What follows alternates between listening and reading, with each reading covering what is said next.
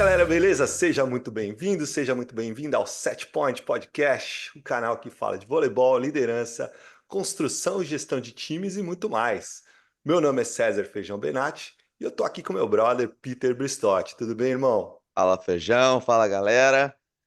Tá aqui, ó, caderno e caneta na mão, bora falar de voleibol e muito mais. E hoje preparem os cadernos e as canetas, porque vai ter muita anotação, eu tenho certeza, porque a gente traz um convidado muito especial aqui hoje, um dos arquitetos do voleibol brasileiro. É isso mesmo, o grande Percy Onken. Percy, professor, muito obrigado por nos dar essa honra. A gente estava esperando por esse episódio ansiosamente e o dia chegou. Então, muito obrigado por participar do nosso programa. Cara, eu é que agradeço, porque, primeiro, falar de voleibol, que é a minha vida, sempre será uma paixão. E falar com pessoas como vocês que estão fazendo o voleibol se movimentar para frente, para ser dinâmico, espalhar ideias, conteúdos e conhecimento, a honra é totalmente minha. E estou muito feliz por isso. Que legal, que legal. Muito obrigado pelas palavras aí. Então, ó, antes de começar a falar mesmo de voleibol, Percy, a gente tem um patrocinador aqui, um grande parceiro do nosso podcast, que é a Nexus Next, que é uma empresa especializada em serviços migratórios aqui para os Estados Unidos. Então, você que está assistindo aí, ó, clica no QR Code que vai ficar na tela o episódio inteiro e entre em contato com o Lucas Negrin para descobrir Quan- quantas opções dentro das... Quantas, Peter Bristotti? 187. Existem 187 maneiras de vir para os Estados Unidos, é isso mesmo. E o Peter, com a sua voz de locutor lá do Zé Bonitinho, falou lá 187 maneiras de vir para os Estados Unidos. Então entre em contato com o Lucas Negrin, nosso parceiro, que ele vai te dar uma assessoria bem especial. Fala que você ouviu esse recado lá no Set Point Podcast. Então vamos lá, Percy. É, a gente estava pesquisando sobre a sua carreira aqui, linda, e tem alguns clubes aqui de destaque, como o Grêmio Londrinense, o SESI, o Wizard Sport Clube, o Ubra Suzano, a seleção da Colômbia, o Lusófana Voleibol, a seleção do Egito, mas o grande destaque, eu acho, da sua carreira foi a seleção brasileira de base, não é mesmo? Então, nos conte aí mais ou menos como você entrou no voleibol, como você começou essa carreira linda e a gente vai desenvolvendo a nossa conversa aqui. Tá bom. Bom, primeiro, como todo menino brasileiro, o voleibol nunca esteve na minha vida, assim. E eu jogava futebol, mas eu tenho que explicar isso. Meu pai era diretor do clube, então você entende como é que e por que que eu jogava, né? Então, Tá eu certo. jogava como lateral direito. É a vida. O É. Moarama Futebol Clube, uma cidade ao noroeste do Paraná, chamado Moarama, né? E que foi lá que tudo começou. E durante as aulas de educação física, eu, obviamente, preferia jogar futebol, mas tinha voleibol como um desporto obrigatório. E o professor Juan Severo Romero, que era um paraguaio, era o treinador de voleibol da escola. E como eu saltava, ele falou: Percy, vem jogar voleibol, Percy, vem jogar voleibol. Eu falei: professor, eu gosto de futebol, eu jogo futebol. Aí, de tanta insistência, e graças a Deus, por tanta insistência do professor Juan, um dia eu fui. E as meninas estavam treinando ali antes do masculino. Eu falei: epa, isso aqui é diferente, hein? Já fiquei empolgado com o voleibol ali, né? Isso aqui é diferente, isso não tem no futebol, né? E aí eu comecei a primeiro treino lá, me saí bem, e eu já tinha 15 para 16 anos. Eu comecei uma idade tardia por voleibol. E parece que aquele momento foi mágico na minha vida, né? Eu me apaixonei pelo voleibol, e a partir daquele momento o voleibol nunca mais saiu da minha vida, né? Graças a Deus. Então, graças à insistência do professor Juan Severo Romero, um paraguaio que trabalhou na cidade de Umuarama como professor de educação física, como treinador de voleibol, eu estou até hoje a trabalhar no voleibol. Então, eu tenho uma imensa gratidão ao Juan. Nos falamos assim, não frequentemente, mas falamos algumas vezes. Ele mora no Paraguai, numa cidade próxima ali perto de Umuarama, né, que é Salto del Guairá. E a minha próxima ida ao Brasil está agendada uma visita ao mestre dos mestres, como eu sempre costumo de chamar. E foi assim que eu comecei no voleibol. Como jogador inicialmente, embora minhas qualidades físicas não eram tão acentuadas para a prática do voleibol, mas a condição técnica era muito legal. Eu me diverti muito jogando voleibol. Uhum. Que eu acho que é o princípio de tudo. Você se divertir naquilo que gosta de fazer. Independente, no primeiro momento, se será seleção, se jogará profissionalmente, enfim, isso não importa. Que há muitos meios e muitos caminhos dentro desse ponto para você ter sucesso pessoal, sucesso talvez até financeiro, mas você tem que estar feliz naquilo que faz. E graças a Deus isso aconteceu comigo. Eu fui picado pelo mosquito chamado voleibol e eu continuo aí, hoje estou com 64 anos, com a mesma motivação em trabalhar de quando era menino. Então isso foi espetacular na minha vida. Que legal. Duas coisas que já chamam a atenção inicialmente aqui. De novo, Peter, professor de educação física fazendo a diferença na vida de uma pessoa, fazendo essa pessoa se apaixonar pelo esporte. Toda vez que eu ouço que foi um professor de educação física, eu não sei, o olho começa a marejar já, sabe? Me arrepia todo aqui. Arrepia, é verdade. E E, depois, e outro detalhe, só para continuar essa claro, claro, fica conversa, à vontade. quando eu comecei a jogar, obviamente eu fui evoluindo, com 17 anos já estava numa equipe adulta lá da cidade e tal. E aí eu me decidi com 17 para 18 anos que eu seria professor de educação física e treinador de voleibol, porque eu queria pelo menos ser 10% do que o professor Juan foi para mim. Que legal. Nossa, que depoimento maravilhoso. Eu espero que esse episódio chegue até ele. E Vamos ver. vamos fazer questão de mandar para ele.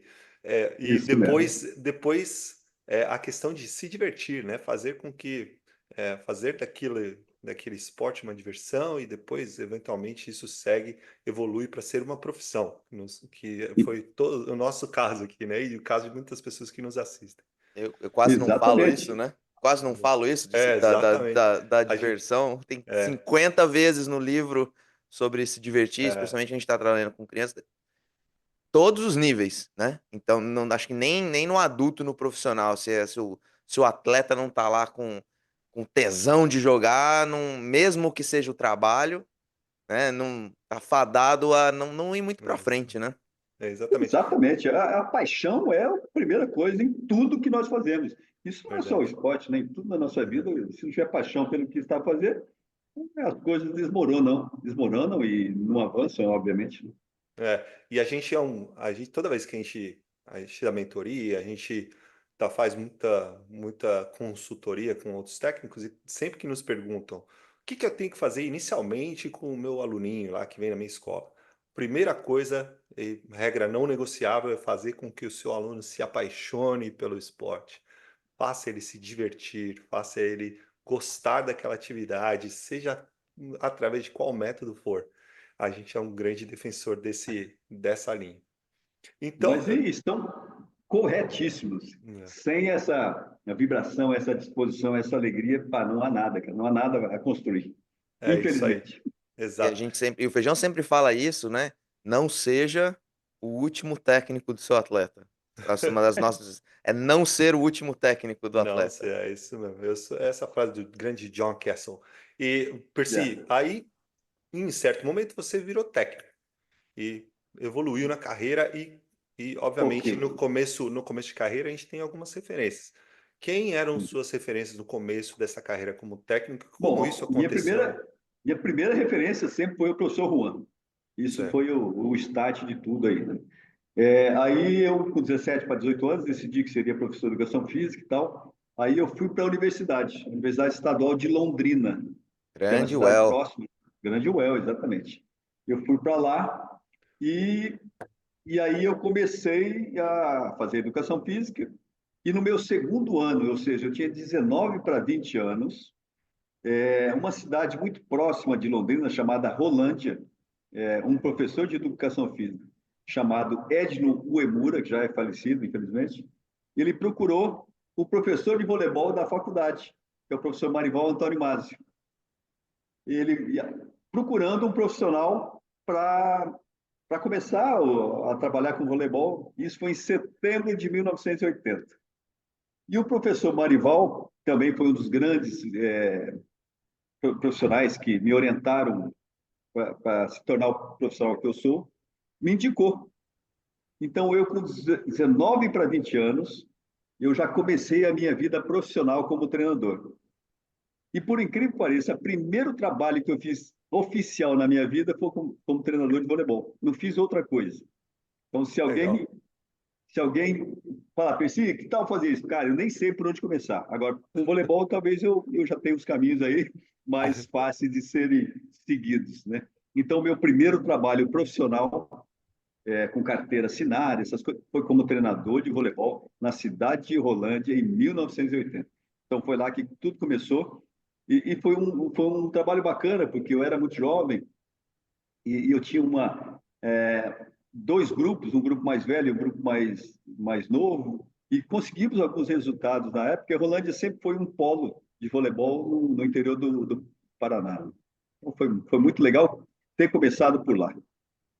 Que legal. E show. E aí, quais outros clubes que marcaram a sua história? Eu sei que você foi Bom, técnico aí, de base, de outros clubes adultos também.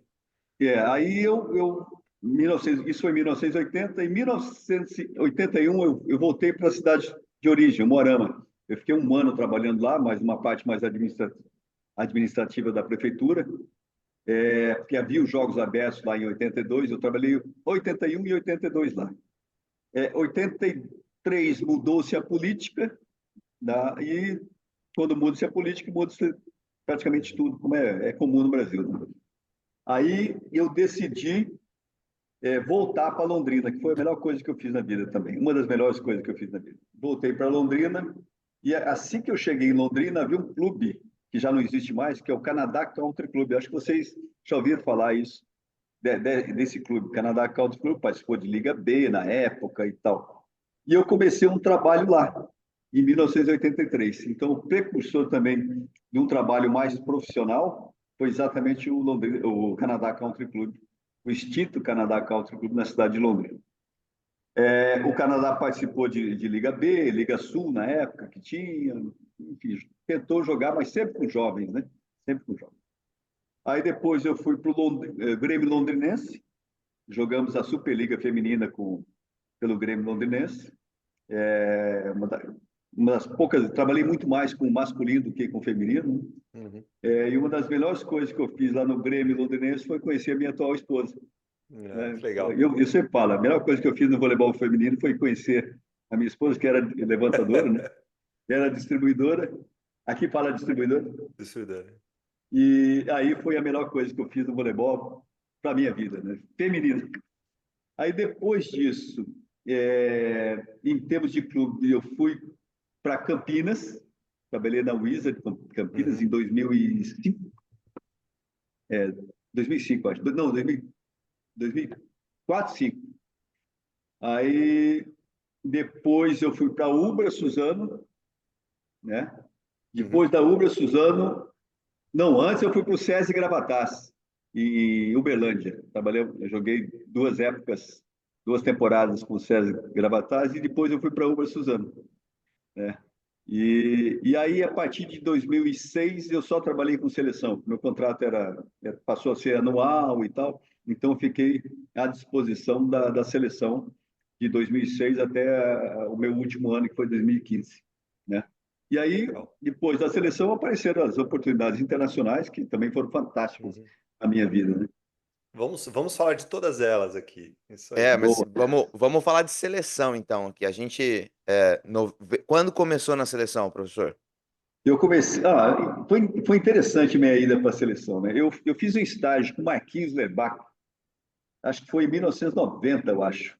Foi Uhum. 90. Eu fiquei um mês em Belo Horizonte, ajudando o Marquinhos o que ele queria que eu fizesse, eu fazia. Pegar a bola, atacar. E eu, na época, tinha um bom braço, agora já não consigo nem atacar direito, mas enfim, na época, atacava muita bola e ajudava imenso lá um mês direto em Belo Horizonte. Aí acabou meu estágio, voltei para casa e tal. E no ano seguinte, em 91, eu tinha um contato com o Marquinhos, mas não era próximo, né? Eu fui lá, fiquei um mês, ajudei e acabou. Não tinha. O Marquinhos me liga: Ô, Percy, tudo bem? Eu falei: tá, tudo bem, tá tudo ótimo. Percy, eu vou direto ao assunto.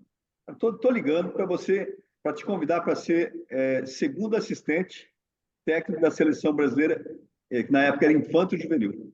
Eu falei: eu nem pensei duas vezes, aceito. Eu nem sabia, não queria saber o que era. E se tinha dinheiro, não pensei em absolutamente nada. Mas, fechado, aceito. Eu nem pensei em problemas burocráticos, porque eu era, na época, professor da Universidade Estadual de Londrina também, né, senhor? Tinha um concurso público lá e tal. Eu nem sabia se eu ia poder ir, porque, obviamente, para você se ausentar do seu trabalho, você tem que ter várias justificativas. E eu falei: aceito, aceito, estou indo. A hora que você precisar, eu estou aí. E aí começou, cara, em 91, e eu era o segundo assistente da seleção infante. Era o Marquinhos, era o Tabachi de assistente Que e, time, hein? e eu. Isso no Tá bom, infante. hein? Tá bom, hein? De Tá, comissão técnica. Só foi bom para fraquinho. começar, né? Ah, Oh, pelo amor de Deus. vocês acham que eu aprendi alguma coisa aí com essas feras? Imagina. Nossa, Nossa. os caras devem. Poxa, imagino que com esse staff explica um pouco o sucesso das nossas categorias de base. Professor, você passou pela seleção em uma época em que a gente ali, não, 91, 92, né, a Barcelona 92, aí pegou o boom, né, o grande boom. Teve aquele da década de 80 primeiro, mas o segundo boom depois do ouro de Barcelona em 92, e daí para frente o Brasil foi subindo, especialmente no masculino, né? Feminino Ah, também, mas a tua história é mais no masculino, né? Subindo, sim. subindo os degraus nos rankings internacionais. A gente passou por muito tempo nas categorias de base, inclusive, não só no adulto, ocupando o ranking, né? O primeiro lugar, os primeiros lugares no ranking internacional. E foi uma anomalia isso, eu acho, né? É uma coisa assim que é impensável ficar por tanto tempo tão alto no ranking internacional. E a minha pergunta é nesse sentido: quais foram os grandes ingredientes para que resultaram nesse sucesso tão grande na tua passagem pelas seleções de base? Bem, só para complementar um dado aqui, em 91 e 92 eu fui assistente. Aí, em 93, o Tabachi recebeu uma oferta de trabalho para trabalhar na Rio Forte. E aí, obviamente, ele seria o primeiro na escala, né, para ser o treinador de uma seleção e tal. O Marquinhos era treinador das duas, mas em 93 os campeonatos eram muito próximos entre eles e era impossível o Marquinhos Uhum. estar nas duas seleções. E aí, em 93, o finado seu Elcio, né, me chamou para uma conversa e me ofereceu a ser o treinador da seleção infantil. E eu com 33 anos, cara. Uau! Que legal. 32 para 33 anos. E eu falei: é claro que eu aceito. Também não pensei duas vezes, né?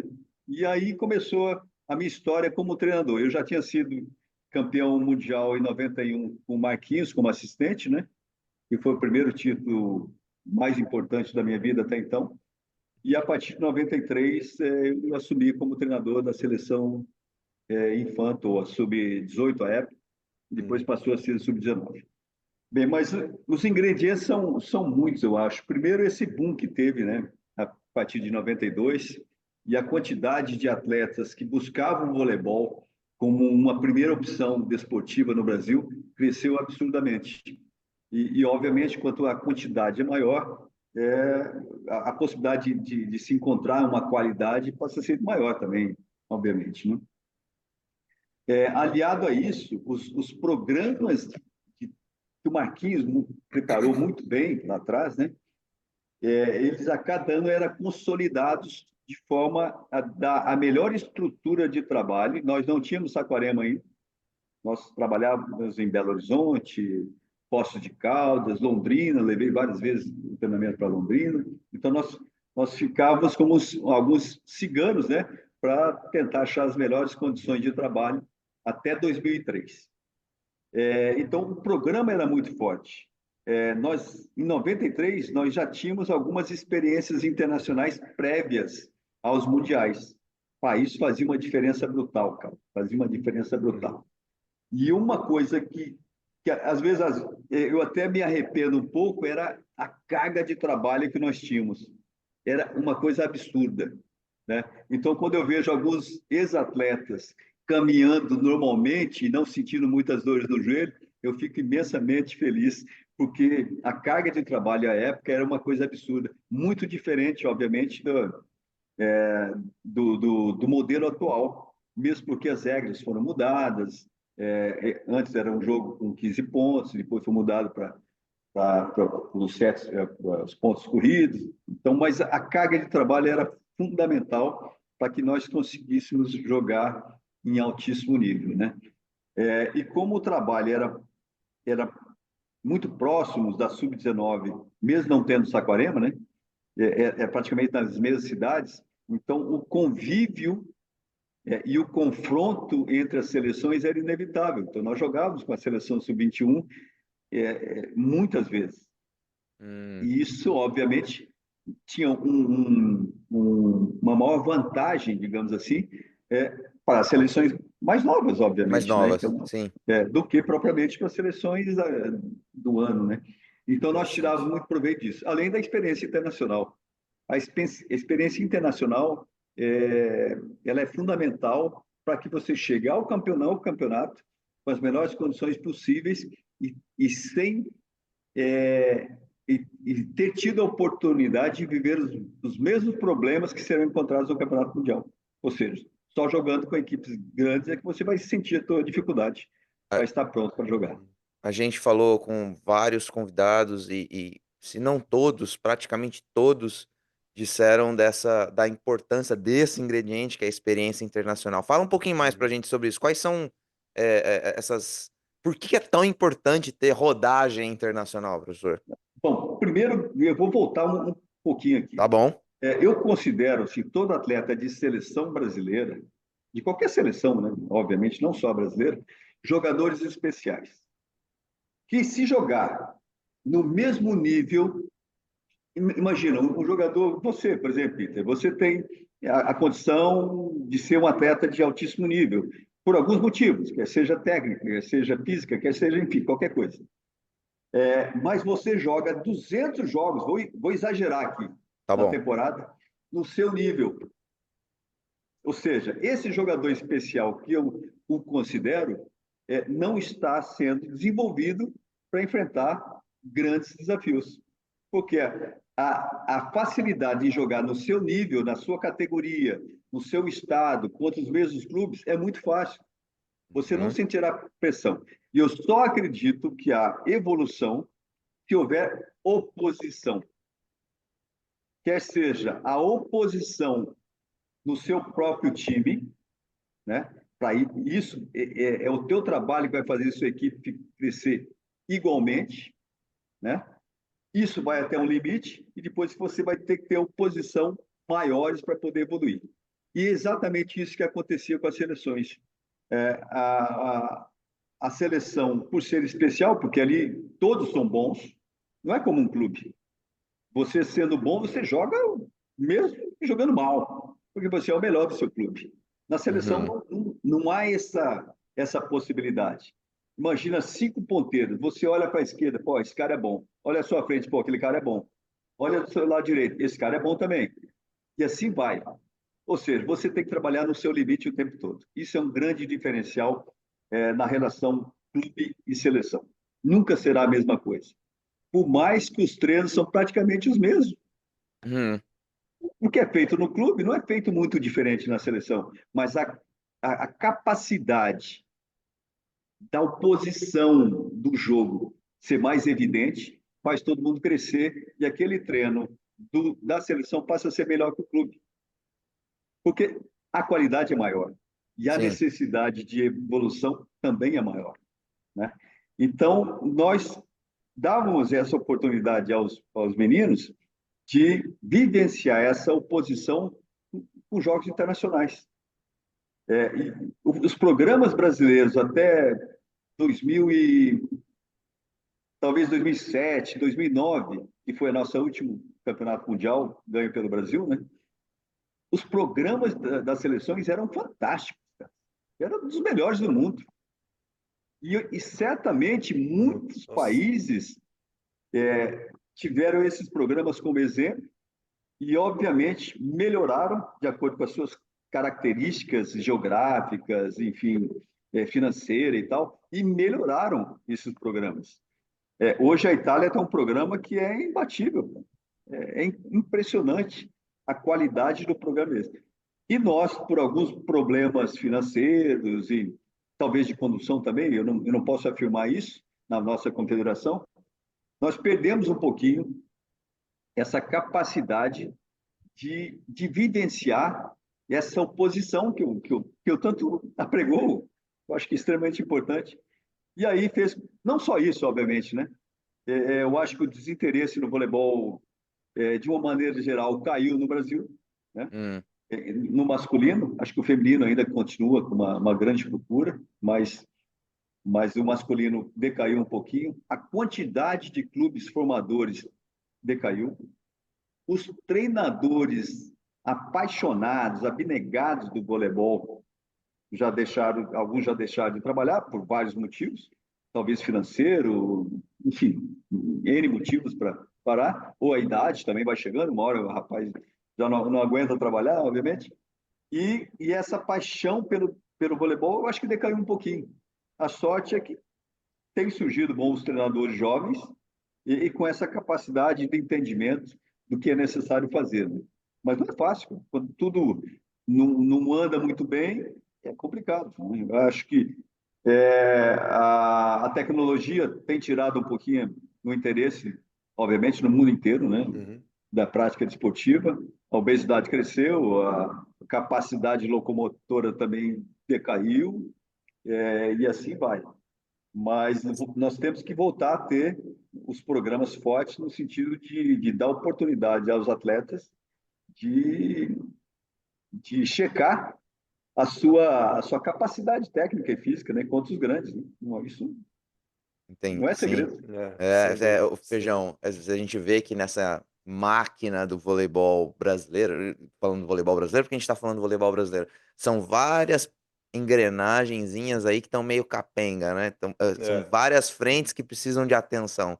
Não é sem dúvida. uma, não é um esforço de só da CBV, ou só do clube, ou só do professor da escola, ou das prefeituras. Tem que ser um esforço conjunto, né? Muito, muito legal. Isso. E eu arrisco dizer que, bom, aquela geração de 2000, entre 2001 até 2016, praticamente todos passaram pela mão do Percy, pela mão do Marquinhos Lerbach, todos eles. Então, aquela geração foi muito resultado do trabalho que foi feito ali na década de 90 por esses dois mestres da categoria de base e, obviamente, todos esses ingredientes que o Percy falou aqui. E à medida que esses ingredientes foram sendo retirados, também a dominância do Brasil foi diminuindo. Por outros motivos também, obviamente, mas naquela geração foi espetacular.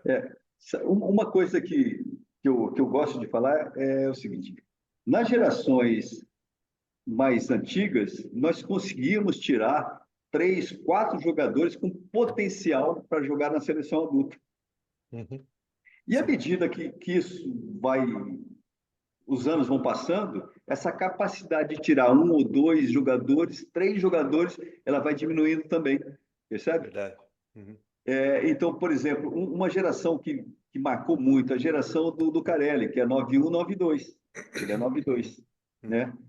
A partir dessa geração, já não Hum, aparecia tantos jogadores com qualidade técnica, Uhum. física e todos os ingredientes necessários para se jogar na seleção adulta, com condição de realmente estar na seleção adulta, né? E isso não é um problema só da CBV, do treinamento, é um problema muito maior. obviamente, né? sem E dúvida. é a detecção de talentos, é o trabalho na base, a possibilidade de jogar, enfim. E aí chegou um momento que nós decaímos. Engraçado que eu e Marquinhos, nós discutimos tanto isso, rapaz. Olha, o Brasil está decaindo e tentava, de alguma forma, não deixar que isso acontecesse, né? Mas é impossível, porque se o problema é detecção de talento, como é que a CBV vai resolver o problema da detecção de talento? Difícil, né? É, por mais que nós desenvolvêssemos os parâmetros com os treinadores, né? E isso era Uhum. difundido, ó, e é importante isso e tal e tal. Eu tenho uma história muito legal. Os treinadores me chamavam, me ligavam, né? Percy, eu tenho um jogador muito bom aqui. Eu falava, fica consigo esse seu jogador. Eu não quero jogador bonzinho, eu quero jogador maldoso, malvado. Tu tem esse malvado aí? Né? Tu Aí tem eu uma. brincava, não, eu não tenho esse malvado. Pá, então não dá. Bonzinho tem um monte. Mas nós precisamos de especiais, os malvados, aqueles que enfrentam o leão, né? Uhum. Com a espada e tal, aquelas É. coisas de maluco. Então, eu brincava muito com treinadores, porque, obviamente, na função que eu estava, eu recebia muitas indicações, né? Que é natural. Sem E dúvida. chegou um momento, já nesse período que eu comecei, que eu falei a partir da geração 91, 92, falei, não, eu quero só malvado, não quero bonzinho aqui, não.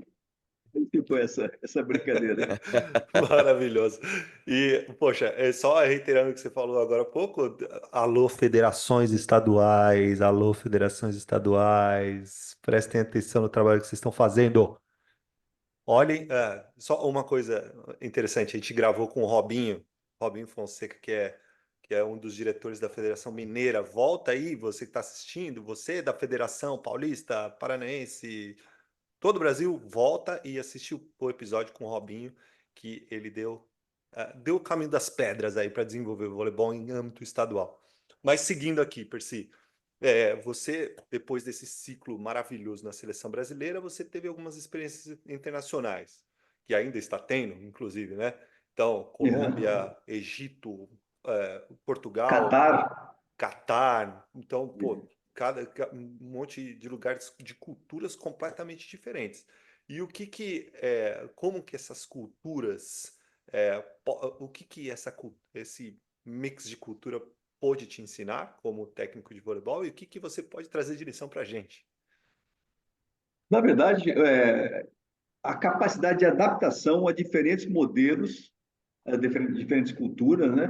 E diferentes perspectivas, né? Hum, Porque eu fui para a Colômbia, foi até engraçado, né? O finado presidente da Federação Colombiana, o Carlos Grisales, que já é falecido, infelizmente, ele me ligou em 2016. Percy, eu queria te convidar para que você venha para um período de estágio na Colômbia, no período tal e tal. Eu falei, presidente, eu iria com muito gosto, mas eu já não sou mais o treinador da seleção e eu vou lhe dar o contato do treinador, porque a Colômbia ia sediar um sul-americano, então ele queria que a seleção brasileira fosse uma semana antes e tal, tal. Certo. E aí você faz o contato com a pessoa certa, né? Se não me engano era o Leozinho na época que ficou, Uhum. exato. Aí eu indiquei e tal. Pensei, e vir trabalhar aqui? Eu falei, não sei, presidente, é possível, vamos discutir. O que aconteceu? Eu acabei indo para a Colômbia 2 semanas depois que eu comecei com o presidente. Que E a legal. Colômbia foi muito legal, cara. É um país de um potencial físico que vocês não têm Absurdo. ideia. Uhum. É impressionante como eles saltam. Eles têm muito uma escola cubana, né? Que é força, força, força e pouco controle. Eu já tentei mudar isso tudo lá, mas não é fácil você mudar uma cultura Sem que dúvida. já vem de muitos anos, né? Mas tivemos uns resultados fantásticos lá, né? Se a Colômbia tivesse a mesma condição financeira do que qualquer outro país, eu tenho certeza que seria entre os 3 melhores países da América do Sul. Isso eu Uhum. não tenho dúvida, né? Porque tem potencial, tem gente para trabalhar, né? E eu adorei trabalhar lá, muito por isso, né? Não foi muito para frente, porque eles têm dificuldades financeiras, né, para manutenção. Acho que o Jorginho fez um belo trabalho masculino lá, mas parece que já se desligou, eu não tenho certeza disso.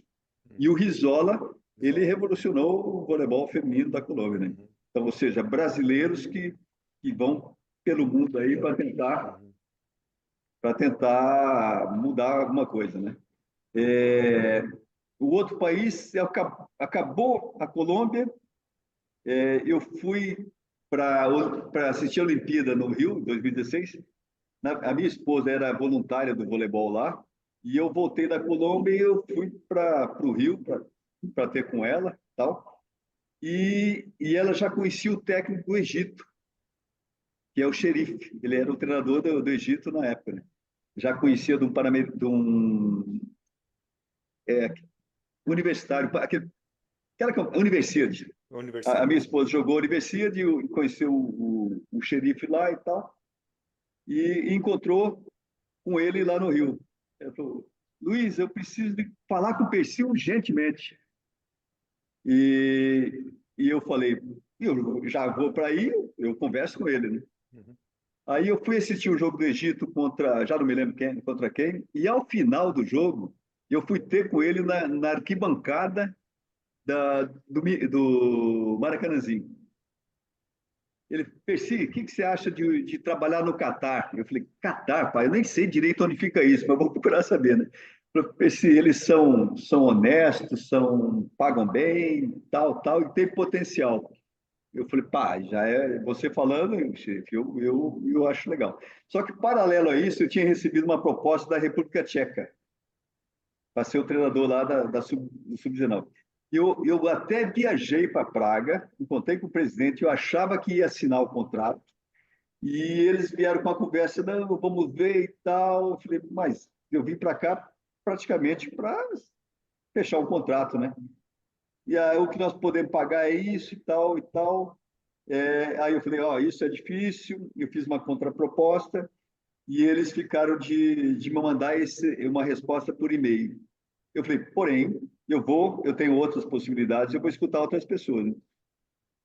E tinha o Qatar. Aí o Qatar veio com uma proposta absurda de salário e tal, e aí eu decidi ir para o Qatar. Talvez um dos arrependimentos da minha vida não foi ter ido a um país que tradicionalmente foi muito forte no voleibol, que é a República Tcheca, né? Antiga Tchecoslováquia, que Sim, era o sim. país mais técnico do voleibol da década de 70. E talvez isso eu ainda penso, mas como já foi, não posso ficar pensando muito, não. Vamos para frente. Hum, Aí eu fui para o Catar. E eu pesquisei, antes de ir para o Catar, que é um país, obviamente, muito pequeno, né? Uma população de no máximo 500 mil catares. O país tem 2 milhões, mas 25% só são catares, ou seja, os elegíveis para as seleções nacionais, né?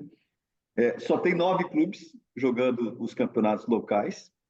Imagina tirar uma seleção somente por 9 clubes, É né? complicado. São baixos, têm sobrepeso e são ricos. Eu falei: eu vou tentar. Mesmo assim, com todas essas características, eu vou tentar. Cheguei lá no Catar, eles estavam finalizando um complexo de treinamento, né, o ginásio de esportes deles, com uma tecnologia de absorção de impacto, que acho que era segundo, na época, era segundo campo no mundo com essa tecnologia, que absorvia o impacto, tinha 28 mil pontos de absorção de impacto e tal. As condições, eu não tinha trabalhado melhor que isso, só em Saquarema, né? Mas em termos de piso, foi o melhor campo que eu trabalhei. Era um campo enorme, e você ia lá na sala de máquina, colocava o dedinho no botão, descia a cortina, dividia os campos e tal. Cara, é uma coisa de louco. Tem de tudo que você possa imaginar. O que não tem, obviamente, é sem dinheiro para comprar. Porém, sempre há um porém na nossa vida, né? Cadê os jogadores? Não há, cara, não há jogadores. São preguiçosos, além de ricos, com sobrepeso, cara. Aí eu pensei: aqui eles precisam de um mágico, e eu não tenho essa capacidade de ser mágico, de transformar o impossível no possível. De qualquer forma, foi muito legal trabalhar lá. Primeiro, para entender uma cultura diferente, né? Uma cultura árabe. É complicada, ela não é fácil, Uhum. porque tem as formas de entender a vida, E um país como eles, por exemplo, que tem muito dinheiro, não fazem tanto esforço para ter o É. mínimo. Eles Isso acho têm que faz uma muito diferença subsídio do total. governo, né? Muito subsídio do Estado, né? Do Muito, governo. muito, muito, Eles muito, muito. vivem É bem. impressionante, cara, impressionante. Para você ter uma ideia do que isso significa, a primeira viagem com a equipa que eu fiz com eles, um menino chegou para mim e falou: Ei, coach, será que se eu trocar US$ 700 é suficiente para eu passar uma semana aqui? Eu falei: quanto? Não, eu falei: eu vou trocar 100, eu acho que é mais que suficiente. E acostumado com os meninos brasileiros que trocava 50, 20. Cara, foi um choque, Rafa, foi um choque. Porque se não der eu posso trocar mais. Eu acho que dá, eu acho que dá. E com tudo pago, né, obviamente. Exato. E com Nossa. tudo pago, hotel, alimentação, transporte e tal. Uhum, Eu falei, então essa é a diferença entre os países, né? uhum, Por mais que eu tentei fazer algo lá, é muito difícil, cara. Não há gente uhum, suficiente para chegar no voleibol de alto nível. Aí depois do Catar, a minha família toda estava lá, né? Meus filhos estudando em escola internacional, isso foi maravilhoso, né? Eu tenho dois filhos, um menino hoje com 19 anos e a minha filha com 9 anos, a princesinha. Isso foi maravilhoso para eles, né? Aí quando acabou meu ciclo lá no Catar, isso foi em setembro. Em setembro é uma péssima época para voltar para o Brasil, por causa de escola dos meninos. é. Uhum, O que nós vamos fazer? Voltar para o Brasil, eles vão perder um ano, porque já em setembro você não consegue fazer transferência. Já em junho daria. Então, Uhum. essa foi o nosso dilema.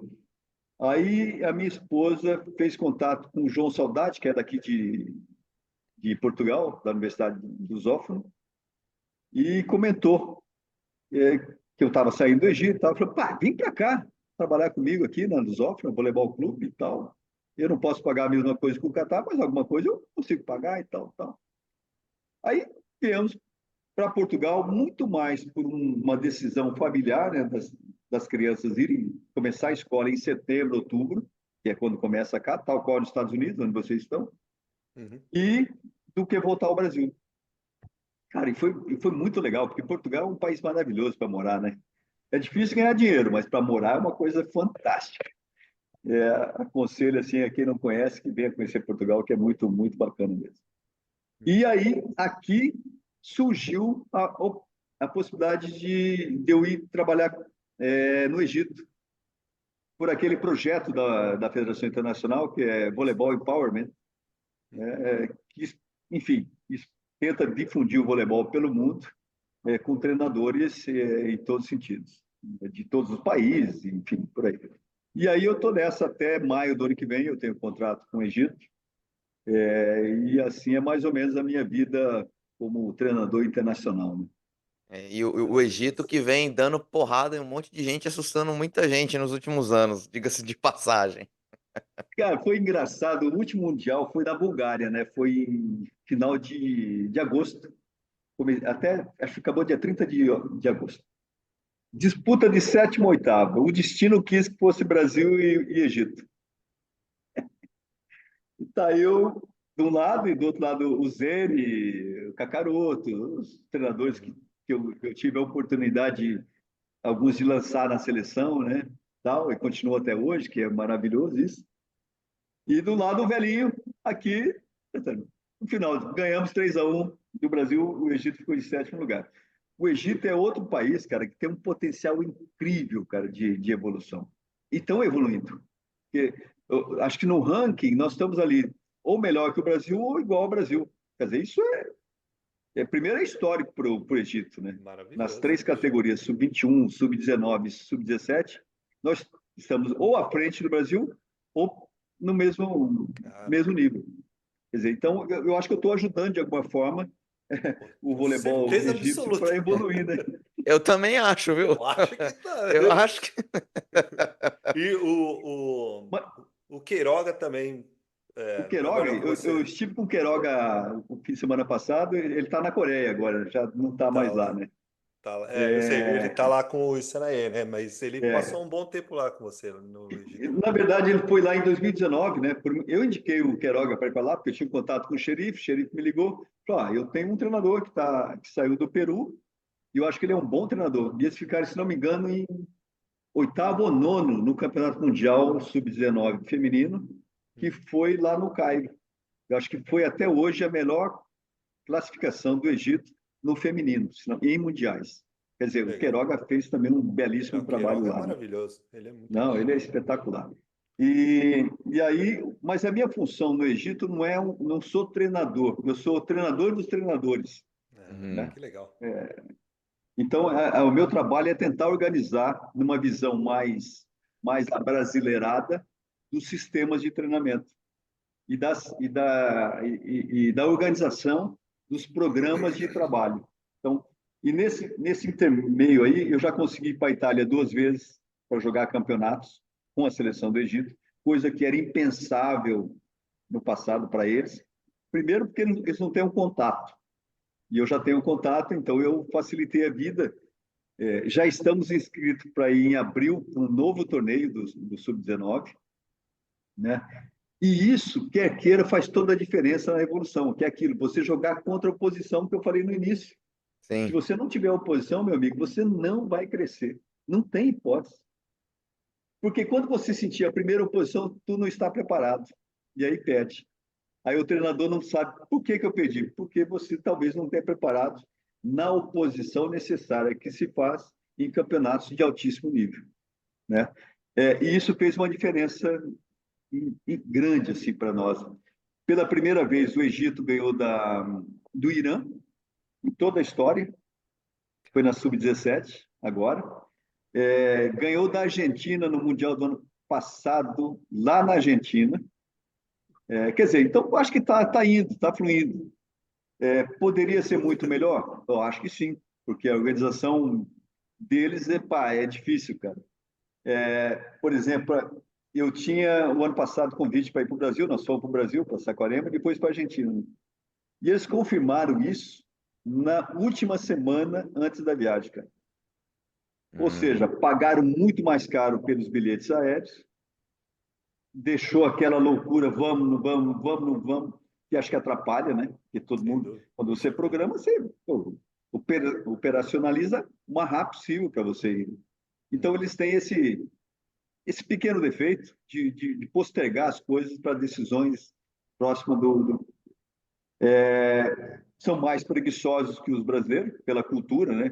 Por exemplo, de manhã, pouco funciona no mundo árabe, porque eles vão dormir muito tarde. Não é porque eles não querem Hum. também, é que eles vão dormir muito tarde, depois da última reza e Da tal. hora. Faz Que sentido. deveria ser a primeira, mas eles já se transformaram na última reza, que é lá pelas 4, 5 horas da manhã, que antigamente Uau! rezava e era a primeira reza, a pessoa acordava e já ia, né? Agora não, agora é a última reza e a pessoa vai dormir depois daqui. Então é de manhã, cara, é difícil, especialmente os mais velhos, né? Isso em todo mundo árabe. Os meninos têm que se adaptar para poder treinar, né?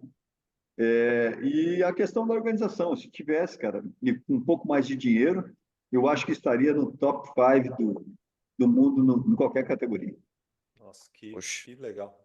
E agora, Percy, você levantou uma bola assim, ó, perfeita. Me deixou sem bloqueio. Com o meu 1,72 m, eu vou socar a bola. Isso é perfeito.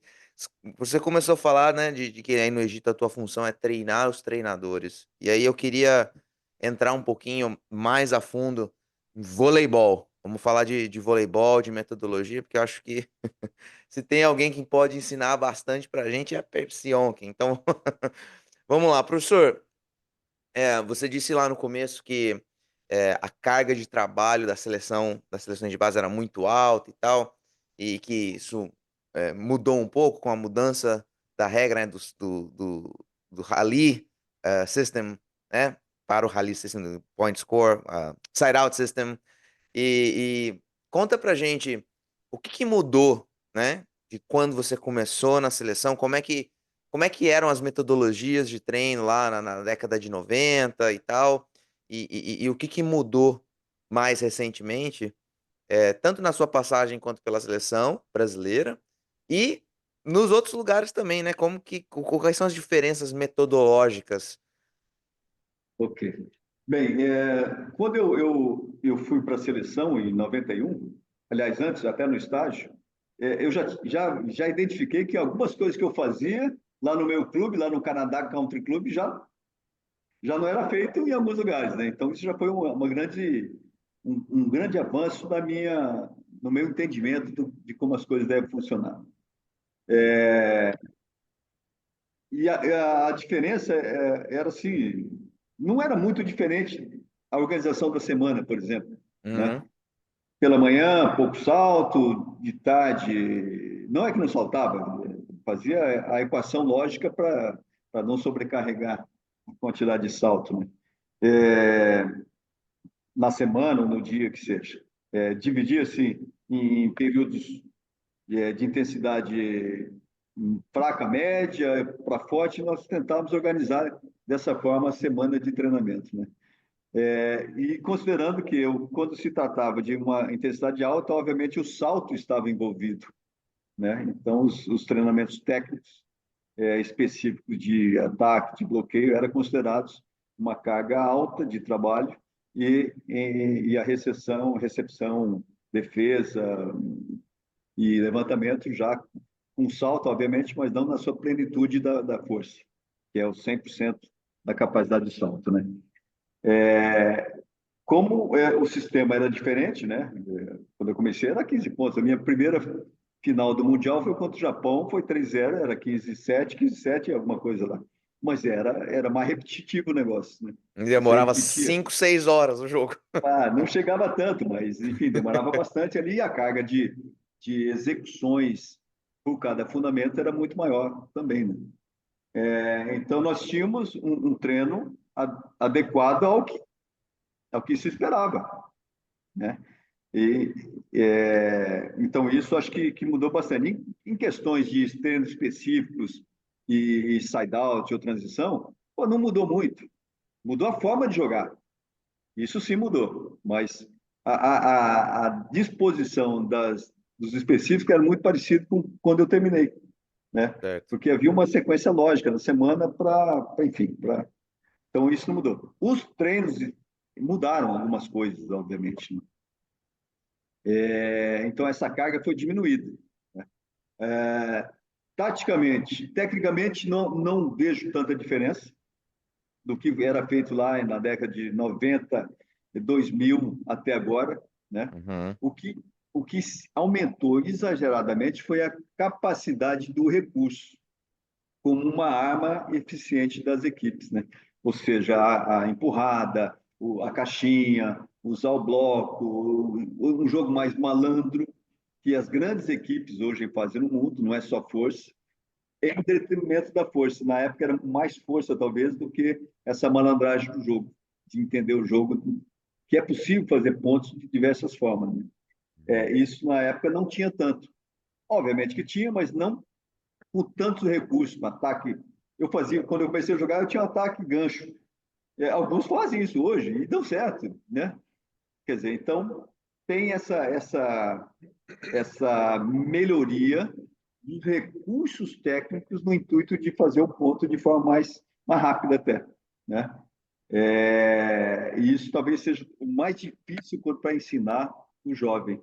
Ele ter alternativas de golpes que podem, obviamente, conquistar um ponto de forma mais fácil e efetiva do que só a força, né? Porque o mais gostoso do voleibol é o ataque, a cortada, né? Então, substituir isso leva tempo ali, leva um pouquinho mais de tempo do que o normal, né? Então, o volume de trabalho era muito grande, a intensidade de acordo com o que era trabalhado, obviamente, né? E tal. Isso foi até 2000, mais ou menos. Uhum. Em 2000, acho que houve uma grande mudança, a partir de 2000, não em 2000, a partir de 2000, houve uma grande mudança no voleibol brasileiro, que foi a forma que nós tínhamos que jogar para vencer os outros, né? E graças especialmente atletas especiais, como o Ricardinho, que é aquela capacidade de dar aquela velocidade, André Nascimento, Giba, enfim, esses mais antigos, eles tinham uma capacidade de adaptação a um jogo mais veloz e que foi, na verdade, a grande diferença para o voleibol brasileiro e que o fez ficar no topo durante mais de 20. Ainda estamos, né? Não deixou de estar ainda está entre os 7, 8 melhores seleções do mundo durante 20 e poucos anos. Isso começou em 2000, 2002 foi campeão mundial, né? E depois manteve-se até 2024, praticamente, até Uhum. a última Olimpíada. Então, a forma de jogar do Brasil mudou, e isso, obviamente, nós tínhamos que fazer uma adequação no nosso trabalho, não para reproduzir na excelência do adulto, mas ter uma base e uma forma de jogar do Brasil. E que nós nunca conseguimos jogar tal qual a seleção adulta, e nem nunca vai se conseguir jogar. Eu acho que um grande erro dos treinadores é tentar exatamente reproduzir o que é feito lá no adulto pela. Isso eu estou falando de seleções, cara. É impossível. E Amém. são outros elementos que não têm a mesma vivência, que não têm a mesma técnica, que não têm a mesma coragem ainda de Se não buscar dá para fazer soluções. na seleção, desculpa interromper, mas professor, professora, se não dá para fazer em nível de seleção, imagina a gente lá no nosso clube, cara. Pois, eu não sei se vocês se lembram, eu acho que o Maurício, que tinha um toque, ele fazia o levantamento com os braços estendidos, né? Super alto, sim. Lá em cima, pau. Aí chegavam os levantadores para as seleções, bração alto lá, e a hora que metia a bola na ponta, ficava 2 metros antes da vareta. Eu falei, peraí, o Maurício faz isso muito bem, mas é o Maurício, cara, você ainda não é nada, você é um... Você Sei não quem é o você é. Maurício. Você não é o Maurício. E ainda é um projeto e aí chegava a fazer um passe alto, com os braços estendidos, a bola morria, nunca chegava na antena, obviamente, né? E até explicar isso e voltar, perdia esse tempo na readequação do nosso modelo de jogo, que tentava ser próximo do adulto, obviamente, mas que jamais seria.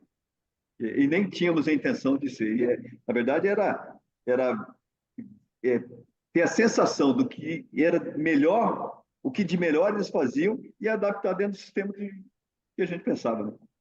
Não, isso foi. Então, a velocidade do jogo, a partir de 2000, no Brasil, foi o nosso diferencial. E, repito, nunca conseguimos dar essa velocidade nas seleções de base. Por mais que se treinava para aproximar, mas impossível, por esses série de fatores. Né? Aí, além da velocidade, eu acho que houve uma evolução das equipes vencedoras, que é a quantidade de bolas de primeiro tempo conjugada com a pipe. Tá? As melhores equipes do mundo as campeãs têm um volume de pipe, cara, que é absurda. E também aliado com o volume de primeiro tempo. Né? Esse jogo centralizado de gaps no meio E, da, né? sobre Exatamente. essa Essa sobreposição de bolas sobreposição rápidas. no meio da Então, as quadra, fundo equipes e frente. campeãs atuais são aquelas que utilizam com melhor excelência essa composição dessas duas bolas. Verdade. Né? É. Claro que o oposto sempre vai ter o seu valor e é o responsável por finalizar. Mas num jogo mais equilibrado, entre seleções que são equilibradas, há uma predominância do primeiro tempo com a pipe ali a incomodar muito mais do que o oposto. Cara, é incrível. E o que Você sabe, facilita ainda mais o trabalho do oposto, né? e Inclusive. você sabe que Exatamente. com alguns amigos na Itália, eles dizem que desde a base, quando a gente fala de base, a gente está falando com 13, 14 anos, né? Lá embaixo mesmo. Como se fosse uma regra na formação dos atletas, regra entre aspas, né? A gente tem que sempre atacar com 4. Sempre atacar com 4, pelo menos 4, né? Aí não estamos falando de velocidade, nada, mas eles incorporam isso nas crianças já, que estar no fundo não significa que você não ataca, né? E Exatamente. essa vantagem numérica e aliado com a velocidade depois, né? É a que faz a diferença. Aliás, é a que tem feito diferença, obviamente, nas grandes equipes. Quando jogam elas lá entre elas, quem tiver essa, essa variação com excelência, pô, ganha o jogo, né? Óbvio, tem outros fatores também, mas isso é um grande indicativo. Por exemplo, se você não tem primeiro tempo, pá, é difícil você vencer, cara. Não É dá, muito não dá. difícil. Você pode até vencer, a não ser que seu oposto seja um animal, mas, cara, é A- muito a- difícil. uma Boscovite, por exemplo. Hoje, Exatamente, que recebe lá 60% das bolas e consegue rodar, né? Eu estou falando muito mais assim no masculino. No feminino, hum, já não se usa tanta pipe, né? é, Sim, Em comparação com essa com o predominância masculino, não por tem. exemplo. É, Então, são jogos, o mesmo jogo, mas com nuances sim, sim, diferentes sim. entre eles, né? Então, acho que e esse era o trabalho na seleção, é buscar alternativas para ter uma equipe equilibrada dentro de campo, né, nas 6 rotações, e tivemos gerações fantásticas. Tivemos gerações também que não conseguia chegar Uhum. no nível anterior. Eu sempre falo, o voleibol, assim, para o treinador, em algum momento o treinador acha que está fazendo pai, eu estou fazendo alguma coisinha boa. Daqui a pouco você acaba perdendo jogos. Poxa vida, se considera talvez o pior treinador do mundo, né? O treinador sofre muito, cara. Ele às vezes acha que está fazendo um bom trabalho e às vezes acha também. Isso eu já senti, cara, que o meu trabalho está sendo ineficaz no sentido de buscar os resultados, né? Mas claro que isso vai depender, obviamente, da, da capacidade técnica dos seus comandados, né? Há limites de gerações para nunca haverá uma geração exatamente igual a outra, impossível. Então você verdade. E, tem que adaptar e aproveitar o que eles têm de melhor para montar a tua estrutura principal de jogo, né? espetacular, espetacular. Professor, você falou a palavra adaptação 4 vezes. Eu estava aqui assim, ó. Adaptar, adaptar. Eu acho que esse é um primeiro insight que nós, professores, podemos ser, independente do nível que a gente trabalha. A gente está falando aqui bastante sobre o nível de seleções, né? O desenvolvimento de atletas adaptáveis e a gente vem vendo isso mais recentemente, o voleibol voltando para uma, não necessariamente voltando, mas uma transição, talvez, num voleibol de força, de velocidade, que continua sendo, mas a incorporação do jogo sujo, né? Que você é o famoso jogo sujo, né? De recursos e tal, que talvez aquilo que há alguns anos nós professores, víamos nos livros de texto como recurso, talvez até se transformando em algo mais próximo de um fundamento, até, né? Pela, É pela verdade. característica do jogo, né? Sistemático, né? Exato. Sistematizar, utilizar o recurso de forma sistematizada no jogo. É, Então, parece que o voleibol, principalmente no masculino, ou mais no masculino, a gente está vendo uma transformação num voleibol mais técnico, né, do que a gente viu nos últimos 10 anos, 15 anos, talvez. É, então, acho que fica esse primeiro insight, né, dos nossos trabalhos, a gente desenvolver e estimular a inteligência do atleta, e a capacidade de leitura e tomar de decisão, que a gente sempre fala, né, dos mecanismos de performance, né? Não são robozinhos lá que tem que bater na bola o tempo inteiro, tem que ser capaz de se adaptar ao jogo. Esse eu acho que é um insight muito legal da tua fala. E você já deu alguma pista pra gente também, Percy, sobre é, o professor, a professora que trabalha na base, né? Da gente não, por mais que se tente, né, e na minha visão, de forma equivocada, a se reproduzir o que se faz no adulto, que dica que você pode dar para os professores, as professoras que nos assistem e nos ouvem, como é que eu vou pensar, né? Eu vou na televisão, eu vejo a Superliga, eu vejo os campeonatos internacionais, as seleções jogando. Como é que eu posso ver essas tendências no voleibol de altíssimo nível e como é que eu devo pensar no meu programa de base, né? Como que eu posso fazer esse pensamento reverso das progressões, né? Sou um severo defensor de progressões. Eu tenho um time sub-13, sub-14, sub-15 lá no meu clube e eu assisto as tendências do vôlei internacional. Como é que eu posso traduzir isso lá na minha categoria de base? Como é que eu posso iniciar esse trabalho? Obviamente não vai ser do mesmo jeito, mas como que eu posso pensar a minha programação, a minha estruturação de muitos anos, né? E não é dessa temporada que a criança vai chegar lá. Mas como é que o professor pode pensar nesse caminho para se chegar num voleibol que a gente vem vendo acontecer mais? Cara, para mim é muito simples, cara. Esquece a complexidade, foca na simplicidade. Quanto mais jovem, faça o simples muito bem feito, é o primeiro caminho para você poder ir adiante.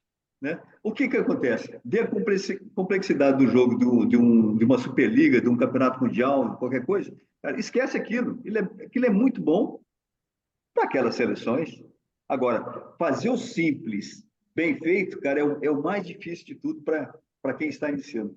Então, se a recessão é um problema, deixa ela o mais simples possível, né? Ensina a recessão lateral, que vai ser preciso. E na base só se ensina aqui, ó, à frente. Uhum. E é onde se comete a maior quantidade de erros. Que a bola que vem na altura ainda permanece na linha da bola e não tem capacidade de sair da bola e conduzir a bola até onde se precisa. Então, isso é muito simples. E isso tem que ser treinado. Não é porque o sub-13 não vai fazer recepção lateral. Cara, se não ensina isso, você não está ensinando o que realmente vai acontecer no jogo. O jogo, a bola vem no peito. E se você ficar na linha da bola, você vai errar. Cara, é só filmar, é só contabilizar isso, é coisa muito simples. Né? Porque eu vejo aqui em Portugal, os erros na recepção são as bolas que vêm no peito. Porque eles continuam na linha da bola. Então, sai da bola, faz a coisa simples. Isso é entender o jogo. Né? Mesmo sendo um jogo simplório, ou seja, recepção, passe alto e ataque, é simples, né? Mas isso tem que ser feito bem, tem que ser executado de forma excelente. Por exemplo, há uma discussão, quantos passos para o ataque? Antigamente, 42 passos para atacar a bola alta. Cara, hoje, as seleções usam só uma, cara. Só a última. Aqui em Portugal falam 3 apoios. E eu falo só um passo, porque o último passo de ajuste à esquerda chegando à frente, eu não considero um passo. Então, cara, bola mais alta, 2 passos. Então, ensina com 2 passos, mas vai evoluindo no jogo, é um passo só. Vai perder capacidade de salto. Cara, perde 0,5 centímetro. Qual a diferença que isso vai fazer na sua tomada de decisão por atacar sobre o bloqueio ou achando ângulos necessários? Então, é fazer coisas simples que vão acontecer de fato no jogo. Né? Se o ataque só para a diagonal, o culpado é o treinador, que não dá opções de treinar, atacar na linha paralela. Né? O sub-13, 95% dos ataques são para a diagonal? São, claro que sim. Mas, em algum momento, quando começa a ter a dominância do movimento, cria alternativas para atacar na linha. O Amorti jogar uma bolinha ali. Quer dizer, de acordo com a resposta que o atleta lhe dá, você evolui ou não. É simples, cara. Que bálsamo pro ouvido ouvir Simples, isso. por isso que o Gold Medal Squared aqui, que é uma das metodologias mais Sim. conhecidas aqui dos Estados Unidos, o lema principal é simples é maior do que complexo, é melhor do que complexo. Né? Exatamente, faz a coisa bem feitinha que não tem erro. Agora, para o treinador pensar e ter a certeza que esse é o caminho, cara, e aí é outra história, né? Aí é mais difícil, porque ele quer fazer o jogo mais vibrante, mais complexo e tal, e às vezes sem reunir as bases para fazer isso de fato. Né? Excelente. Espetacular, Muito espetacular. bom. Outro que aula. Pô, professor, a gente podia ficar aqui mais quanto tempo, Feijão? Hoje, mais Eu acho que vale 4 dígitos, hein? Hoje. até engasguei. Hoje, 2.486 horas. A gente podia ficar mais 2.486 horas falando de voleibol. E já fica o convite, professor, para você voltar para a gente falar mais de voleibol. Mas a gente queria conhecer o Percy um pouquinho mais pessoalmente. Então, galera, se liga aí que é a hora do nosso quadro Ataque e Defesa. Então vamos lá, eu sou bom na defesa, hein? Vamos aí. Vamos lá. Vamos Olha nessa, só, então. bom, eu já sou um senhor de 64 anos, já pensando aqui há alguns anos já em encerrar a carreira, obviamente, né? Por favor, não Não! faça isso, não faça isso. Mas o tempo passa, o joelho já incomoda, o ombro já não. Eu tenho 3 princesas e um príncipe na minha vida. As 2 princesas mais velhas, todas do meu primeiro casamento. É a Camila, que já me deu uma netinha chamada Giovana, que mora aqui em Portugal, mas não aqui em Lisboa, né? Mora lá em Lagos, no Algarve, no paraíso aqui de Portugal. E a Natália, que mora em Paris. Estamos perto aqui, mas dificilmente a gente se vê, por incrível que pareça. Cada um com as suas atividades e tal. Sou casado com a Luísa Lilian de Lima, uma das melhores levantadoras que eu trabalhei. E eu ia escolhi, não só por ser a melhor levantadora com que eu trabalhei, mas por ser a pessoa que é. E que me deu duas crianças maravilhosas também. O Murilo, que tem 19 anos, é jogador profissional de futebol, joga no Alverca Futebol Clube aqui de Lisboa. E a Mia, que é a filha mais nova, que é o xodozinho de todo mundo, com 9 anos. Xodózinho, todo mundo. E não, E tem e não 9 anos. podia ser diferente, né? Não pode. Ela faz judô e, cara, e ontem ela começou a ir no mini voleibol aqui da Lusófona. Legal. Cara, ela tem uma capacidade, os dois, na verdade, né? O meu filho joga voleibol também, joga relativamente bem. E ela ontem já queria atacar, rapaz. Eu falei, vai, força, quer fazer? Faça o que seja feliz. Começou pelo fundamento Mais certo. legal. Mais Exatamente. legal. Que é o que tem que começar, porque é o fundamento mais atrativo do jogo. Ela tem que começar por Exatamente. ele, para depois se Exatamente. apaixonar, né? Esse é o meu lema Exatamente. também para o menino. Boa. E aí, meu primeiro emprego foi oficial, foi voleibol, continua até hoje. Já joguei futebol, joguei tênis, e hoje aqui em Portugal eu jogo pádel. Olha, Que que é um beleza. esporte maravilhoso, viciante. Minha esposa começou a jogar também. Só que eu estou com um problema no meu ombro e eu já estou há 3 meses sem jogar. Eu Ah, fui ao Brasil recentemente para cuidar do meu ombro com o Dr. Sérgio Campolina, que é o médico, foi médico comigo na seleção e é médico do Cruzeiro hoje, tanto do SADA quanto do futebol. Ele fez um tratamento biológico e eu espero voltar em um mês aí. legal. Já não consigo ficar parado, eu preciso jogar. Vai dar certo. Percy, vou fazer uma pergunta aqui então. Olha só. É, conta pra gente algum momento importante ou marcante da sua vida que influenciou quem você é hoje. Cara, o momento mais marcante também foi o nascimento dos meus filhos. Hum, E obviamente, isso eu tenho que ser o melhor pai possível. Eu até peço desculpas às minhas filhas mais velhas quando eu as encontro, porque eu estou sendo pai muito melhor agora do que quando fui com elas. Porque quando jovem, cara, você tem que trabalhar que nem um maluco. Eu trabalhava de manhã, tarde à noite, eu tinha pouco tempo para eles. E eu tento ser melhor pai agora com os meus 2 pequenos. E já pedi várias vezes desculpa para ela, mas é contingências da vida, né? Claro. Então, na verdade, eles é que me empurram para frente, para trabalhar, para ter a motivação para fazer as coisas, né? Momentos marcantes profissionais, pô, são imensos, cara.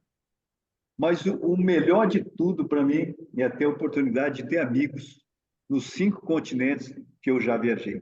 Cara, eu tenho que amigos em bacana. qualquer lugar. Eu acho que tem poucos inimigos, não sei, mas devo ter, né? Mas espero não conhecê-los tão cedo, obviamente. Mas eu tenho amigos em toda parte do mundo. E isso, para mim, talvez uma das minhas maiores riquezas, é ter a oportunidade de conversar com gente de diferentes nacionalidades, diferentes locais, culturas diferentes. Eu acho que isso é bacana. Espetacular. Muito E bom. profissionalmente, cara, pô, as conquistas, são maravilhosas, mas são efêmeras. Hum, Você sente um prazer imenso quando o último campeonato mundial, assim, em 2009, com a geração 89 e 90, né? Cara, eu lembro, foi lá na Índia, foi maravilhoso e tal, mas é efêmera, passa, cara. O que fica, fica na história ali. E aí você tem que buscar outras coisas para trabalhar. Pô, foi legal na Colômbia, foi bacana no Catar, está sendo muito legal aqui em Portugal, que eu faço o mesmo trabalho em Portugal do que eu faço no Egito. Eu sou coordenador de um clube também, Hum, né?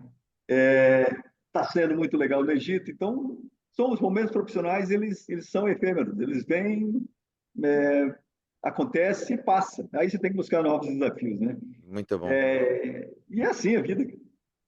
show. Espetacular. Percy, aqui nessa série de 11 perguntas que a gente vai te fazer agora, tem alguns temas interessantes. Mas a segunda pergunta que eu vou te fazer é a seguinte: quais são os seus livros ou podcasts preferidos? Cara, eu leio pouco. Eu leio pouco. Isso é uma falha do brasileiro em geral, cara, que aqui em Portugal todo mundo lê imenso. Mas quando mais jovem, eu gostava de ler o Pablo Neruda. Me achava muito legal os livros. Eu já não me lembro muitos títulos. Eu comecei a ler o livro que é Leading with the Herd, o Coach K. Coach K, Leading with the Heart. Eu não sei nem pronunciar o nome dele. Não, é um dos livros que eu sempre indico, Liderando com o Coração, muito bom esse livro. Liderando com o Coração, exatamente. É, E foi um presente do Gersinho, que foi meu assistente na seleção, Gerson. Gersinho Porra, Amorim. Gersinho, Cara, espetacular. Dersinho que... espetacular. Eu trabalhei com tanta gente boa, cara, que me ensinaram imenso. E Gersinho é um deles, né? Marcel, que está aqui, Maravilhoso. Tem Leozinho, muita gente boa aí. Toninho, Tem muita gente muita boa aí. gente Dema, boa. Dema, grande Cara, abraço pro Dema. o legal Tá em de tudo, Portugal. quando você está com gente boa, cara, parece que você fica melhor ainda, pelos exemplos que as pessoas nos dão, cara. Verdade. É incrível. Espetacular. E aprende, né? Eu acho que em tudo na vida você aprende. No voleibol, você aprende o que é bom para a sua equipe e o que não é bom também não deixa de ser um aprendizado. Cara, Sim. então aproveita isso.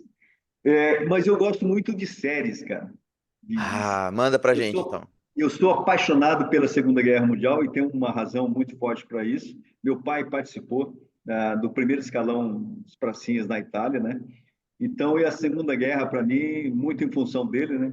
Eu sou apaixonado.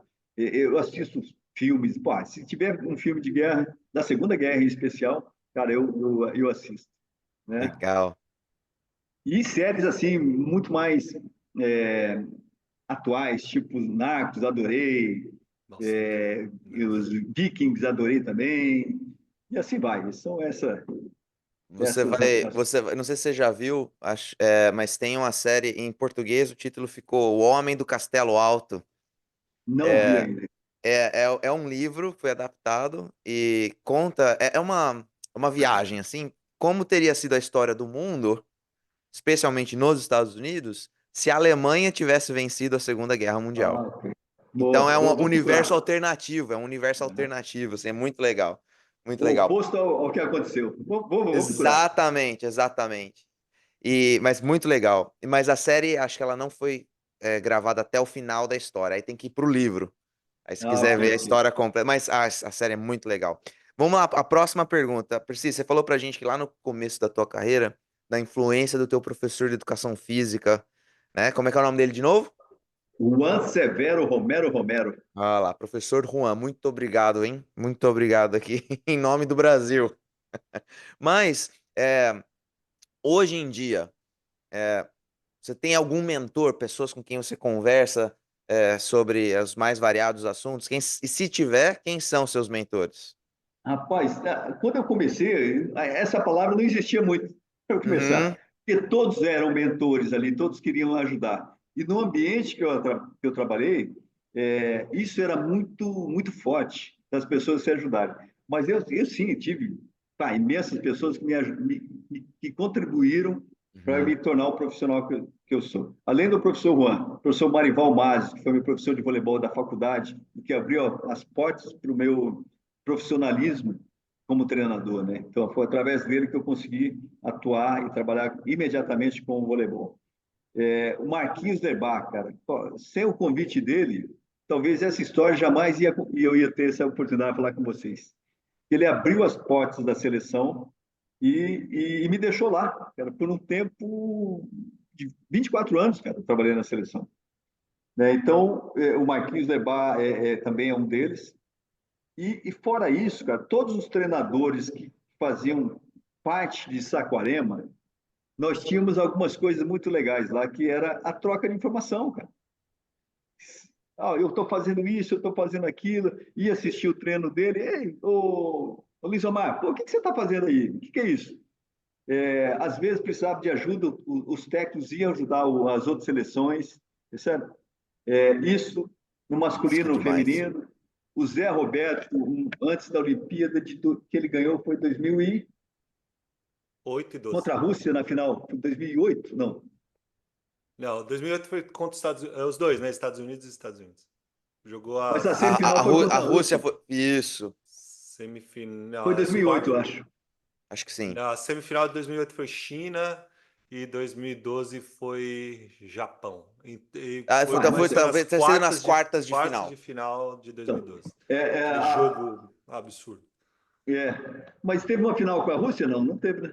Não. Final, Não, não. então acho que foi esse. E ele, Peixinho, eu estou precisando de meninos aí para fazer a função da Gamova, do sei o quê, grande, tal, tal. E foi a geração do Douglas Souza, do Cachopa, do, Uhum. do, do Líbero. Ah, me fugiu o nome? O E Thales, aí, não, Thales é mais velho, mais velho. geração 95. Hum, E está no SESI, pô, o livro do SESI. Ai, me Pureza? fugiu o nome dele. Não, pureza? Pureza, É, claro, Douglas pureza. Pureza. Hum. É.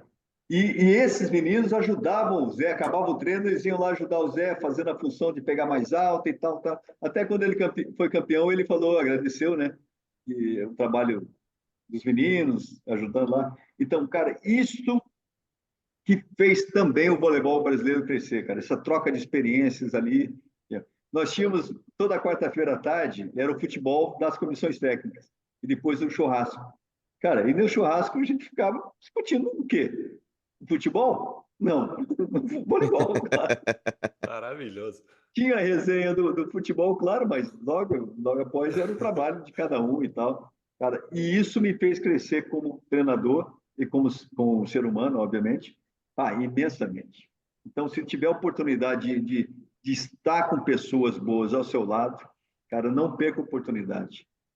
Tire o máximo de proveito deles, converse, pergunte, e assim vai. É assim a vida. Hoje eu faço um pouco disso no Egito, porque todos os treinadores vão ter comigo e a gente conversa e tal, eu tento mostrar os caminhos e tal. Então hoje estou me sentindo muito mais como ajudando as pessoas nesse sentido de ver uma forma diferente do voleibol do que propriamente buscando as soluções aí e tal.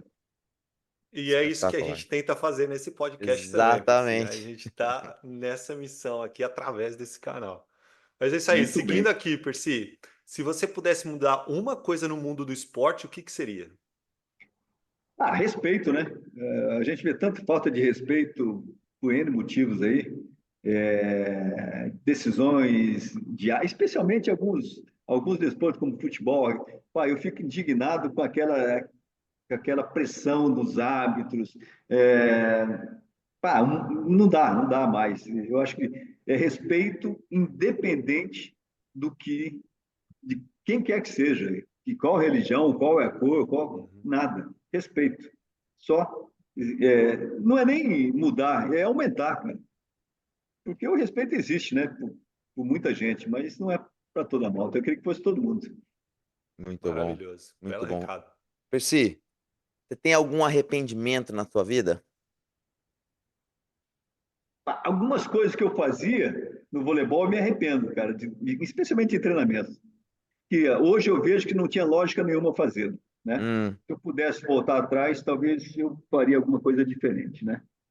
Mas se eu tivesse que começar de novo, da mesma forma que eu comecei, eu começaria de novo, com toda a dedicação que marcou a minha vida, com 100% envolvido naquilo, e isso não me arrependo, não. Faria tudo de novo, cara. Tirando as coisas ruins, né? Claro. Aí a gente usa como lição essas coisas ruins. Exato, exato. Mas aí vamos virar a moeda. Qual que é o seu maior orgulho? Cara, meu orgulho são meus filhos e minha família. Maravilhoso. Isso é, espetáculo. é. Espetacular. Percy, Em termos agora, desportivos, pá, tem um monte aí que deixa para a história. A não, história não conta tem aqui nem bastante. espaço na parede para pendurar as medalhas mais. Percy, então vamos agora mais alguma coisa mais pessoal. Completa a frase para mim. Ninguém sabe que o Percy. Joga pádel. Pádel. E bom, hein? Ó Ó, lá. ó, fica aí o desafio para quem está em Portugal ou no Egito, Isso. né, de Ou no desafiar o Egito. Tá. Percy. E sou cozinheiro também. Ó, aí Não, sim. Ó. não quer dizer que eu seja bom, né? Não, uma coisa é ser aquilo e ser bom naquilo, né? Eu Mas gosto de agora, cozinhar. então, agora, Feijão, a gente tem que ir lá para Lisboa, então, tirar a dúvida, cara. Então, cara, já tem. Vamos fazer um open house cá no sábado que vem? E o prato do dia vai ser bobó. Bobó de camarão. Oh, Olha, que maravilha. Epa! beleza. Aí tem alguns Dá portugueses que não até água conhecem na isso. boca. É, tem alguns portugueses que não conhecem isso, que vão ter conosco cá, e aí vou fazer o bobó de camarão. Então, Ah, que gosto de maravilha. cozinhar, mas só para a família aqui, nada muito sério. Então, já que você me levantou essa bola, família é Tudo, tudo. é tudo, cara. Não tem. Trabalhamos para eles, vivemos para eles, especialmente quando você tem filho. Às vezes, quando não tem filho, você não tem essa visão, mas quando os filhos aparecem, muda Muda tudo. mesmo. É, muda. Verdade. Muito legal. Percy, que pergunta você gostaria que te fizessem? Você foi feliz? Hum. Percy, você Fui. foi feliz? Fui, continuo sendo e com disposição para fazer mais coisas aí na minha vida. Faria tudo de novo, tirando as coisas ruins, lógico, e dava mais atenção a algumas pessoas que, pelo excesso de trabalho, você acaba não tendo essa oportunidade. Então, se eu pudesse voltar atrás, eu daria mais atenção às minhas filhas mais velhas, daria mais atenção ainda às pessoas mais próximas para poder, enfim, viver melhor ainda. Maravilha. Maravilha. Percy, a gente está fazendo esse projeto que está indo muito bem, graças a Deus. A gente tem recebido muitos bons feedbacks e muito por causa dos nossos convidados. Aliás, 99,9% por causa dos nossos convidados. E então, por favor, indique duas pessoas para a gente ter uma conversa bacana como essa que a gente está tendo com você. Mas só duas? Putz, pode ser mais, com certeza. Duas para Não, começar, tô então. brincando. Duas para Tô começar. brincando. Eu acho que uma pessoa que eu considero demais é o Marquinhos Lebach. Ele tem tanta história, cara, e tanta coisa boa. Acho que ele um bom nome aí para vocês se divertirem também. Porque vocês fazem isso por diversão também, obviamente. Olha o Sem dúvida. sorriso, né, estampado nas vossas Ah, faces, né? Um segundo nome, o Zé Roberto. Não sei se já teve aí. ainda Ainda não, não. estamos Ainda não.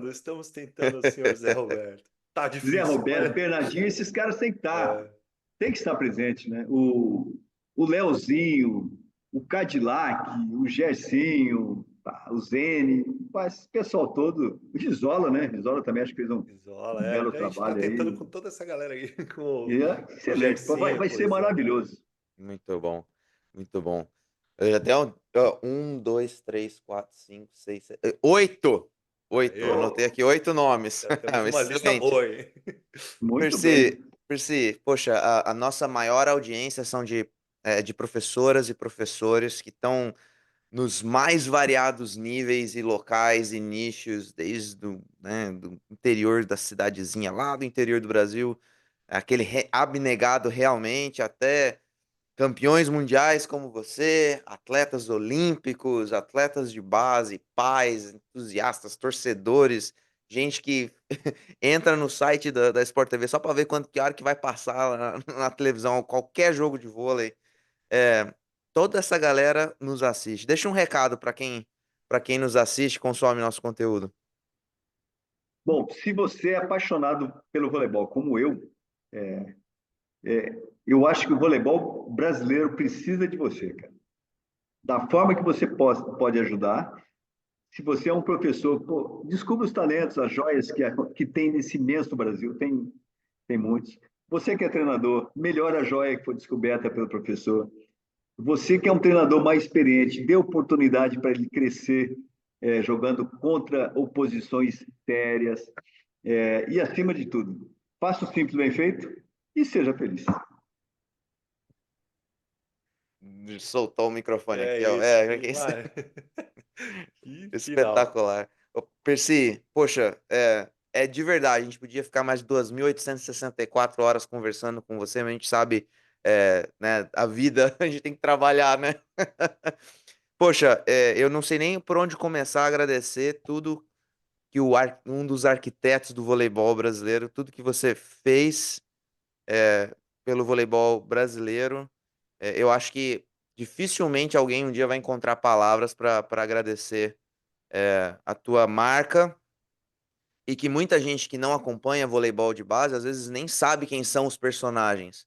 Mas a gente fez questão de tê-lo aqui, porque esse é um arquivo histórico, né? Esse nosso podcast que a gente vem fazendo, e a gente precisa reconhecer as pessoas que fizeram muito pelo esporte brasileiro. E eu não tenho, acho que poucas pessoas vão questionar a importância do nome Percy Onken para o voleibol brasileiro, professor. É espetacular a tua dedicação, teu amor pelo esporte, inspirador, eu acho que é a palavra que define para mim. É, dá vontade de sair daqui e ir para a quadra, e que eu vou daqui a pouco ficar 4, 6 horas na quadra, É que é é, bom. vendo a molecada, sabe? É, se desenvolver e com amor pelo esporte, a paixão pelo esporte.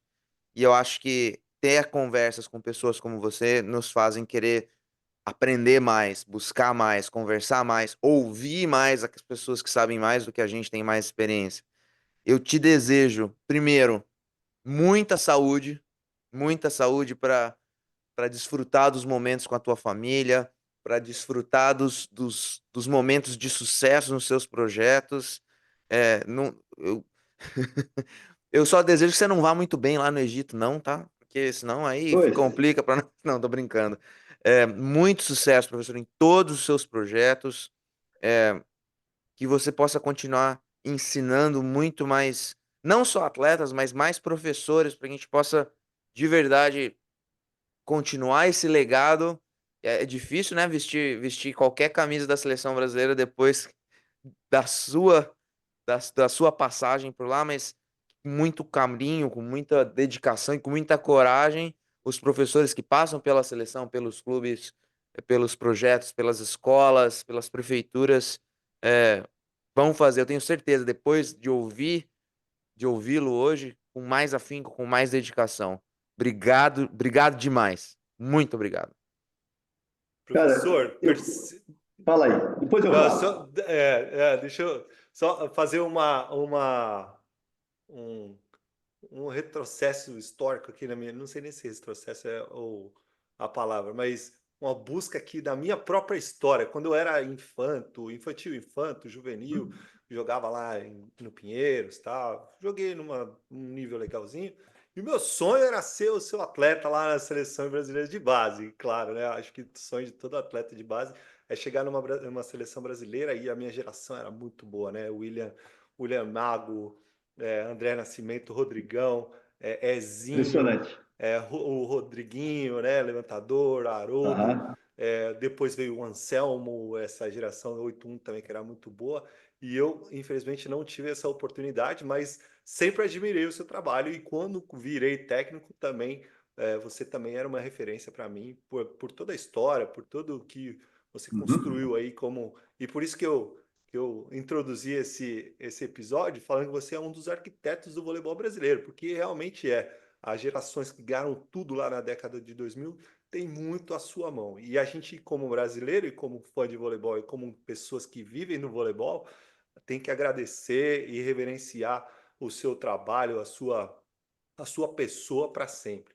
Porque eu realmente coloco você no nível de Zé Roberto, de Bernardinho e todos esses grandes nomes do voleibol brasileiro que levaram o esporte ao nível que é hoje. Toda a massificação, todo o reconhecimento do voleibol passa pela mão de vocês. Então, muito obrigado.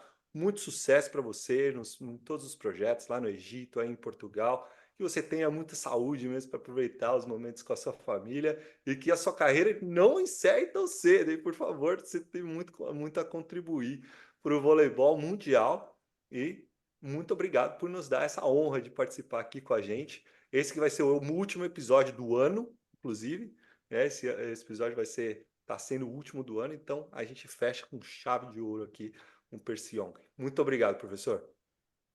Meus queridos, eu que agradeço a oportunidade de falar, porque falar de voleibol é a minha vida e é o que eu sei fazer mais ou menos, é alguma coisa relacionada ao voleibol, tá?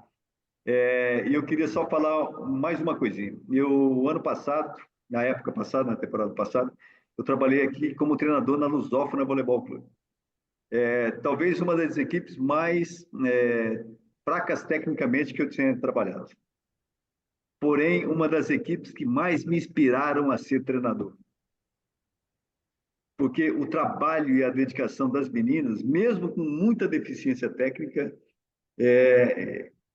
fazia com que eu quisesse voltar ao treino o mais rápido possível. Então, você, treinador, e o Peter falou sobre a inspiração, acho que vale a pena falar isso, procurem atletas que te inspirem a ser melhor treinador hoje do que você foi ontem. E eu tenho certeza absoluta que o sucesso está garantido. Tá bem? Muito obrigado pela oportunidade. Quando precisar de algo daqui de Portugal, posso só falar alguma coisa que estarei disposto a ajudar e colaborar com alguma coisa. Tá bom? Muito obrigado. Maravilha, maravilha. Muito obrigado mesmo, professor. E a gente vai ficando aqui por esse episódio épico. Muito obrigado por vocês terem acompanhado aqui. Muito obrigado por terem acompanhado o nosso podcast aqui esse ano, que está sendo um projeto maravilhoso. E como eu falei, a gente termina com chave de ouro aqui com o Percy. Então, se você compartilhe, faça essa palavra chegar a muita gente. E se você quiser vir para os Estados Unidos, clica aqui, ó. Acesse o QR Code que ficou na tela o episódio inteiro, ou entre em contato com o Lucas Negrin, que ele vai te dar todos os... Quantos caminhos, Peter Bristotti? 187. É um dos 187. Absurdo. Mas entre em contato com o Lucas Negrin, fala que você viu esse recado lá no Set Point Podcast. Beleza? Valeu, galera. Curte, compartilha, vai lá no YouTube, deixa o seu recado e volte para conferir o próximo no ano que vem. É isso aí. Valeu, galera. Até o próximo ano que vem. Até mais.